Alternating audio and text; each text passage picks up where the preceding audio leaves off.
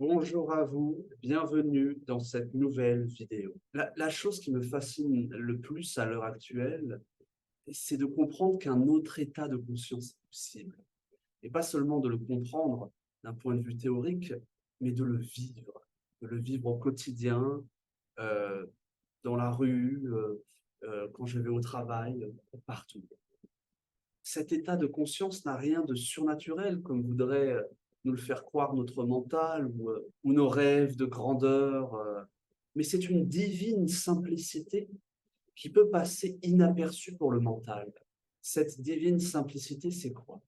Il y a quelque chose en moi d'immuable, qui ne change jamais, qui est pur, qui est la paix, qui est détaché des phénomènes et en même temps qui embrasse tous les phénomènes. On l'appelle le soi, l'atman, la vacuité. Et cette divine simplicité, quand elle est contactée, elle a le pouvoir de changer l'existence.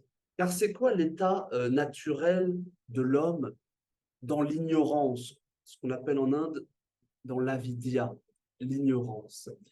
C'est un état qui n'existe pas, plutôt une croyance mentale d'être limité au corps physique. C'est comme si, avec nos pensées, à force de conditionnement, de répétition, on s'était persuadé de n'être qu'un corps.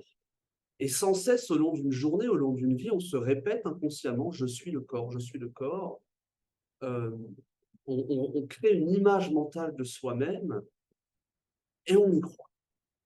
Et à force de répétition, car bien sûr le bébé n'a pas cette vision-là, mais à force de répétition, de dressage humain, cela devient notre réalité.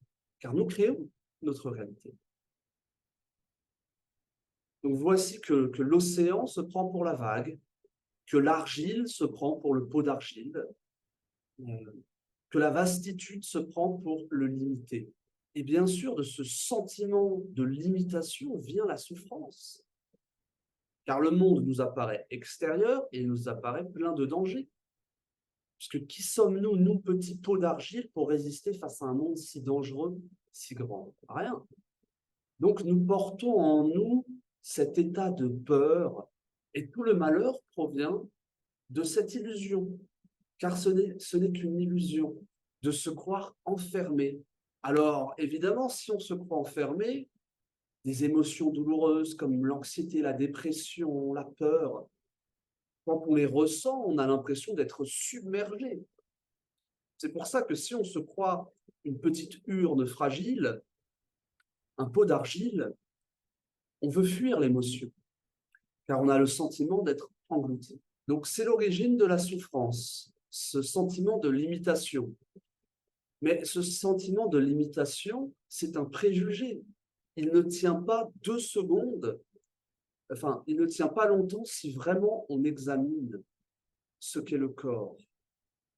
Car si je rentre profondément dans le corps, dans mon propre corps, et si je ne mentalise pas, c'est-à-dire que si je ne crée pas une projection mentale de mon propre corps, si je suis dans une expérience directe, je ferme les yeux, il n'y a que des sensations apparaissant au milieu d'un vide.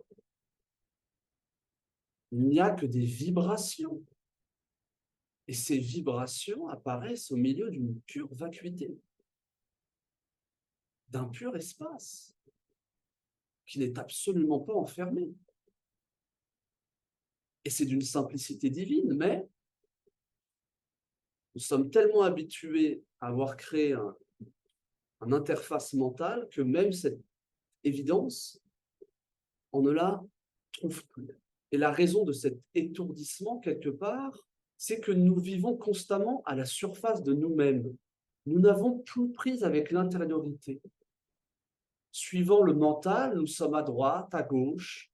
Hein, on l'appelle le mental du singe, comme un singe qui s'accroche de branche en branche et qui ne s'arrête jamais. Et donc le mental nous embarque partout, à droite et à gauche, puis les sensations. Donc on est toujours tendu comme un élastique, on est toujours tendu vers quelque chose. Nous sommes happés à l'extérieur de nous-mêmes. C'est-à-dire que notre regard manque de profondeur, il est d'une grande superficialité. Voilà pourquoi on se prend pour le corps, car on ne se pose pas assez la question de ce qu'est le corps. Suis-je véritablement le corps? Et une démarche honnête, lucide, nous prouve que non. Le corps est du domaine du perçu. Je ne suis pas ce qui est perçu, je suis ce qui perçoit. Si je vois une voiture dans la rue, je la vois, je ne vais pas me prendre pour la voiture, parce que je la vois. Mais c'est ce que nous faisons avec le corps. Le corps est perçu. La seule manière de dépasser l'ignorance, avidya, c'est de se rétablir en soi-même, de ne plus se laisser happer par les perceptions.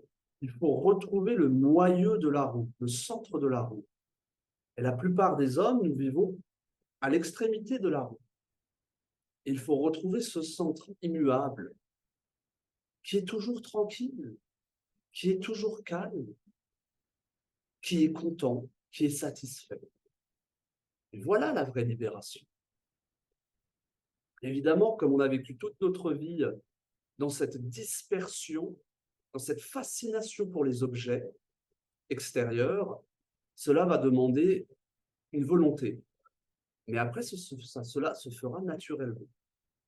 Et l'origine de cette illusion, de cette maya, on pourrait dire que c'est la conscience universelle qui s'oublie dans ses propres phénomènes qu'elle a créés, qu'elle a émanés d'elle-même.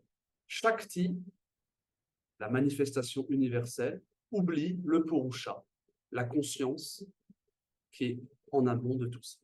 Et ce que je vous dis n'est pas théorique ou quelque chose de très compliqué, c'est dans le moment présent que ça se passe.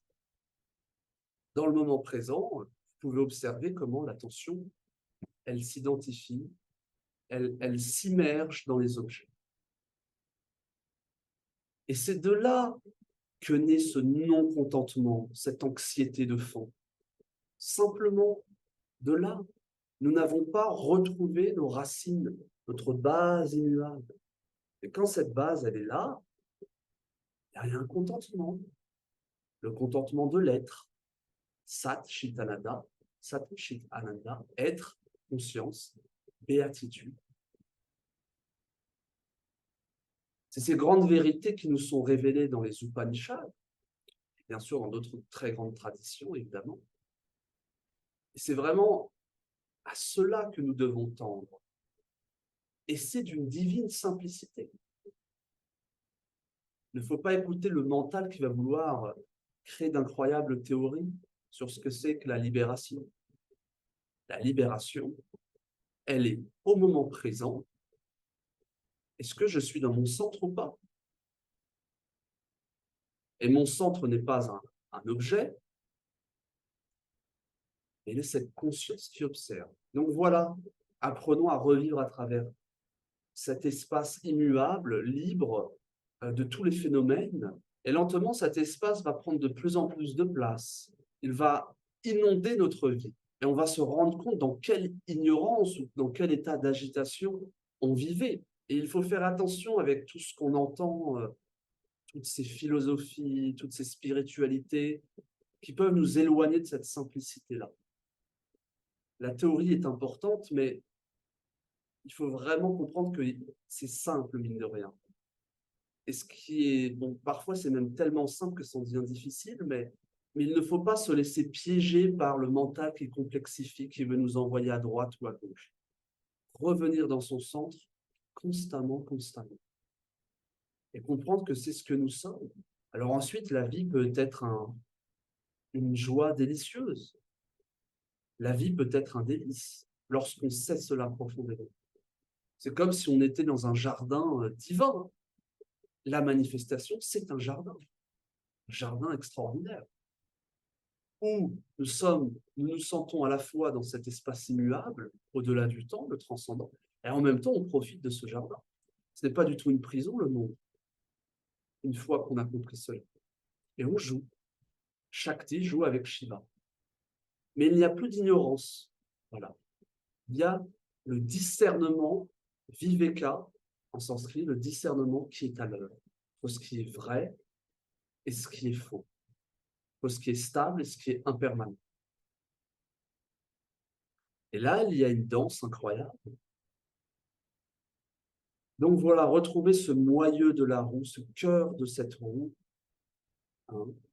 Aidez-vous du corps pour cela, revenir aux sensations physiques, c'est une bonne stabilité, et apprenez à vous sentir immortel au milieu des choses périssables. Merci à vous.